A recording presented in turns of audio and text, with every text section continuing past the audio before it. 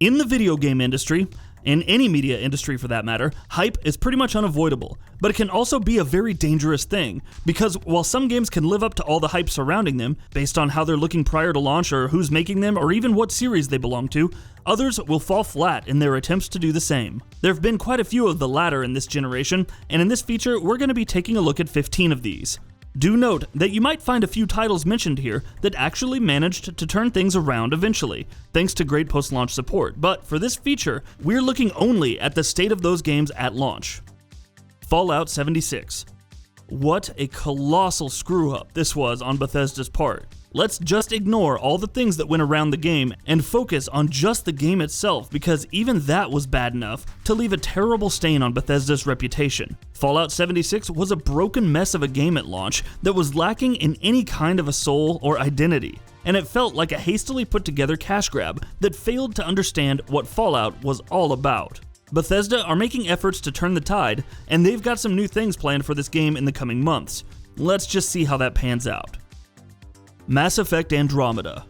Mass Effect Andromeda was a victim of a combination of several things: the name of the franchise, the legacy of the developer, how long it had been since the previous installment, and many other things contributing to immense expectations, all of which proved to be a bit too much for a game that went through a disastrous development cycle. Mass Effect Andromeda is, to be fair, a good enough game viewed in isolation, especially now with patches. But it's still a game that was a far cry from the quality one usually expects from a Mass Effect title.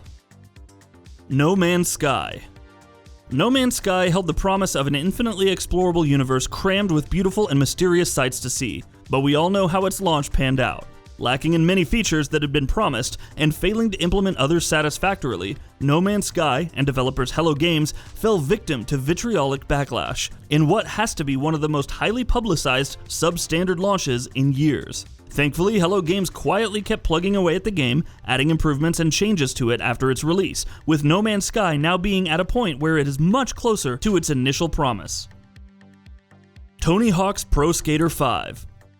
Tony Hawk's Pro Skater used to be a fiercely beloved and popular franchise back when it was at its peak, but Activision just ran it into the ground. It was a disastrous game from a technical standpoint, riddled with so many bugs, frame rate issues, and just poor visuals all around that it was frankly hard to believe that it had been allowed to launch in the state that it did. Even beyond the technical issues though, it was a plain and uninspired experience, marred by bland environments, unengaging gameplay, and some of the most boring levels that we've ever seen in a Tony Hawk game. Destiny. It would probably be fair to say that Destiny was one of the most hyped and highly anticipated video game releases that we've seen, well, ever. And it was by no means a bad game. Of course, millions of people have clocked dozens, if not hundreds of hours into Bungie's looter shooter. But like so many live service games when it launched, it was seriously lacking in content, which led to some of its best ideas feeling like they were only half-formed. With the release of The Taken King, Destiny would eventually go on to live up to the incredible potential that it had always had. But at launch, the game proved to be a major disappointment to many people. Watch Dogs. When Ubisoft revealed Watch Dogs, there was little doubt in anyone's mind that this was going to be the first proper look at next-gen gaming, and it would become Ubisoft's premier franchise immediately upon launch. When it did launch, that turned out to be quite inaccurate. I mean, sure, it did eventually go on to become a big IP for Ubisoft, thanks mostly to the sequel, but at launch, Watch Dogs proved to be nothing but an uninspired and bland open-world title that didn't live up to any of the potential and promise that it had shown in its reveal trailer. And of course, there were those ridiculous visual downgrades. The less said about those, the better. Mighty No. 9. Classic Mega Man games have a soft spot in the hearts of many old-school gamers. Mighty No. 9 was looking like the perfect replacement, with its development being headed up by Mega Man creator Keiji Inafune himself, and the game looking like everything Mega Man used to be. The expectations surrounding the game were quite high. The end result? Not good, as you probably know. Mighty No. 9 was everything Mega Man wasn't: boring, charmless, and lazy. The Division. Just like Destiny, The Division was a live service looter shooter that launched in a state that hinted at greatness and showed glimpses of its incredible potential, but just couldn't really allow those ideas to mature. The Division faced many problems that such games usually do. A lack of content, connectivity issues, technical bugs, not to mention a visual downgrade over its initial reveal trailer. But just as Bungie did with Destiny, so too did Ubisoft manage to turn things around with The Division, by not only fixing some of its most glaring issues with post-launch updates, but also by adding a smattering of compelling new content on a consistent basis. Assassin's Creed Unity.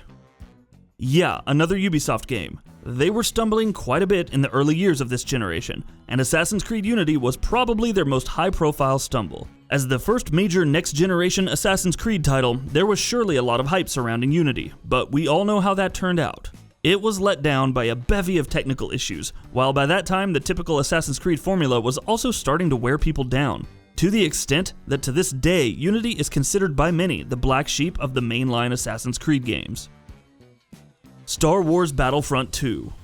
2015 Star Wars Battlefront, in spite of lacking in content like so many other games in this feature, it had a solid multiplayer foundation to build on, and many had hoped that with Battlefront 2, DICE and EA would deliver a significantly improved sequel. And the thing is, if not for EA's ridiculous monetization practices, DICE would have actually succeeded in doing that. Instead, Battlefront 2's somewhat decent campaign and solid online action were buried under an overarching progression system that was completely throttled by ridiculously aggressive loot boxes. And Battlefront 2 ended up becoming a major disappointment for all the wrong reasons. EA's management of its exclusive Star Wars license, a position most developers and publishers would have given anything to be in, has been spectacularly bad, and Battlefront 2 is the perfect representation of that.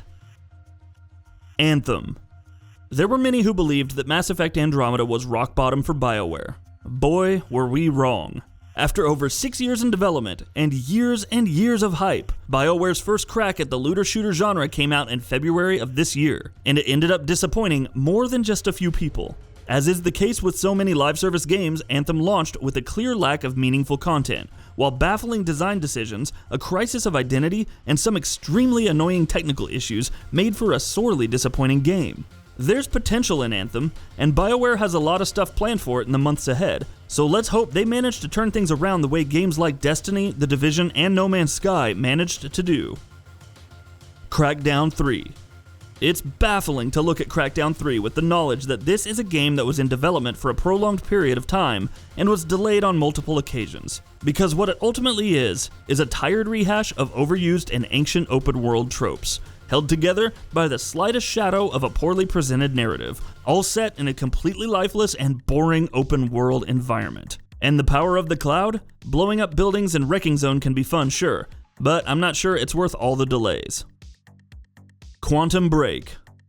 Quantum Break is actually a really good game, but it's nowhere near as good as so many people were hoping it would be. Developed by the masterminds at Remedy Entertainment, it was being touted as the Xbox One's killer app exclusive, in the vein of what Naughty Dog has been doing for PlayStation. The shooting, the action, and the visuals were just a few of the standout aspects of Quantum Break, but it also faltered quite noticeably in other areas, like its failed experiments with integrating the game with the live-action TV show for some reason, that ultimately held it back from reaching its incredible potential it so clearly had. The Order 1886.